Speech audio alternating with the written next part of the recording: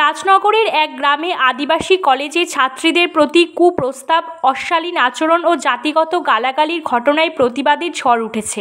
এই ঘটনার প্রতিবাদে বিজেপির পক্ষ থেকে বিক্ষোভ মিছিল ও রাজনগর থানায় ডেপুটেশন দেওয়া হয়।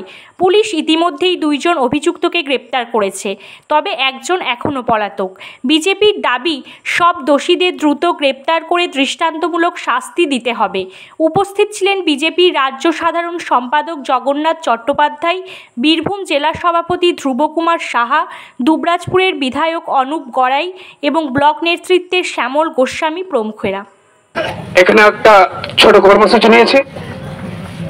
আজকে আমাদের সারা পশ্চিমবাংলা মিলে দিকে দিকে আমাদের আদিবাসী নারীদের প্রতি, আদিবাসী ছাত্রীদের প্রতি অত্যাচার হচ্ছে। 3 बिघा 3 जरवा होगा 3 जरवा कारण तो चेक करना। अब प्रत्येक जगह अपने आदिवासी अपना गगो तक कुड़ी गिद्रा तक तीन अपने सुरक्षा बन का ठीक ठीक 3 आदिवासी अब तो करे ना काबू ना। आज के আমরা রাজনগরে উপস্থিত হয়েছি। রাজনগরের যে আদিবাসী বোনের উপর অত্যাচার হয়েছে তার প্রতিবাদ আজ কয়েকদিন হয়ে গেল।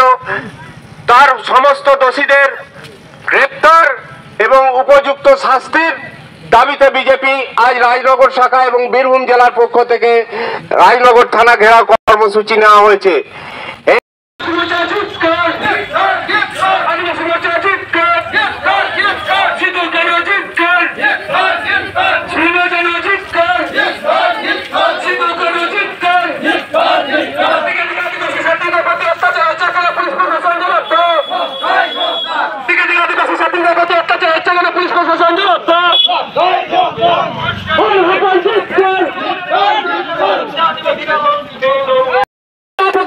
সুকুমার সাধু মহাশয় সর্বচিত পঞ্চায়েত সমিতির চেয়ার থাকা না সত্ত্বেও চেয়ারে বসা সুকুমার সাধুর তাদের গুরুদেব এবং এই রানা রায়ের ছেলের সঙ্গে তার অতি ঘনিষ্ঠতা এবং এই ছেলেটি কুকর্মের সঙ্গে যুক্ত হওয়ার মূল কাণ্ডারি কনস্পিরেসিতে যুক্ত আছে এই সুকুমার সাধু। তাই সুকুমার সাধুকেও গ্রেপ্তার করা উচিত, তাকেও দৃষ্টান্তমূলক শাস্তি দেওয়া উচিত। এটা আমি মনে করি একজন বিরোধী দলনেতা হিসেবে।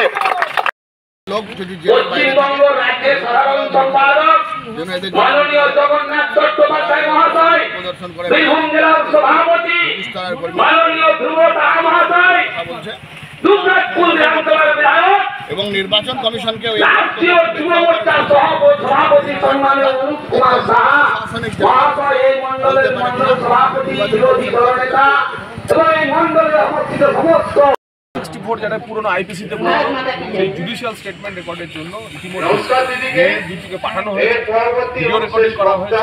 কিন্তু আমাদের বক্তব্য, আমরা যা আরো খবর পাচ্ছি যে শুধুমাত্র অভিযুক্তদের গ্রেপ্তার করলে শেষ হবে না, এর পেছনে বৃহত্তর ষড়যন্ত্র আছে। আমরা যা খবর পাচ্ছি এই ব্লকের সবচেয়ে বড় তৃণমূলের যিনি নেতা, তার বাড়িতেই নাকি ওই ছেলেটি লুকিয়েছিল গত 3 দিন 4 দিন ধরে।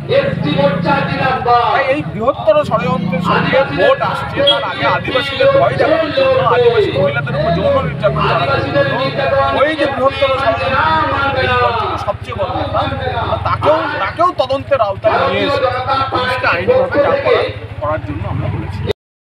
গত 24 তারিখে রাজনগর থানা এলাকায় 2 আদিবাসী কন্যা, 2 আদিবাসী ছাত্রী 21 বছর বয়স, তারা টিউশন নিয়ে, কোচিং নিয়ে গ্রামে ফিরছে।